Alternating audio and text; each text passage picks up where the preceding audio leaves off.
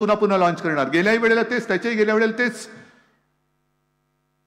म्हणजे जणू असं काही ते प्रॉडक्ट लॉन्च करतात की हा अल्लाउद्दीनचा जादूचा दिवा आहे, घासला की तुमचं स्वप्न साकार होईल. पण किती वेळा हात जिजला, पण अजून स्वप्न काय त्यातून काही थापांशिवाय दुसरं काय बाहेरच पडत नाहीये.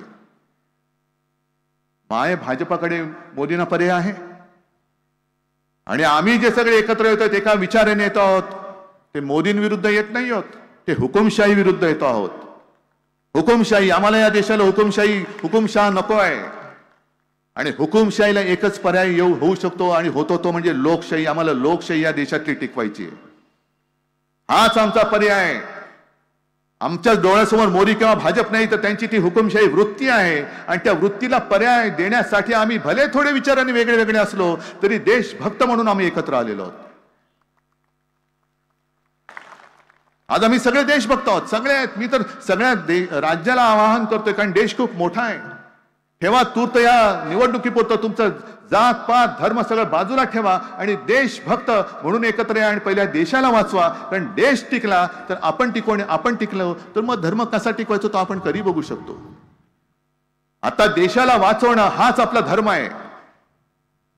आणि जे माझे आजोबा सांगायचे की पहिल्यांदा देश डोळ्यासमोर ठेव. देश, आशीर्वाद द्यायला देव पाठीशी पाहिजे, पण देशसेवा आणि देश हा आपल्या नजरेसमोर असला पाहिजे आणि आशीर्वाद देणारा देव हा पाठीशी असला पाहिजे.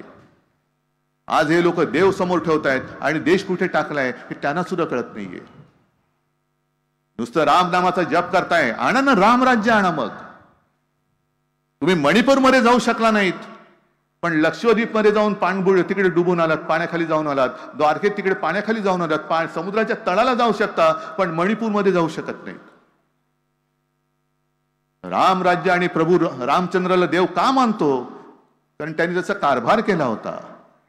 तुमचा नुसताच भार आहे, कारभार कुठे? हे राम राज्य नाही. आम्हाला नुसतं प्रभू श्री रामचंद्र नाही, आम्ही राम, सीता, लक्ष्मण, हनुमान सगळ्यांचे आम्ही पुजारी आहोत. सगळ्या देश आणि जगातले सगळे करोडो लोक त्यांना रामाची भक्ती करायला सांगण्याची भाजपनी गरज नाहीये.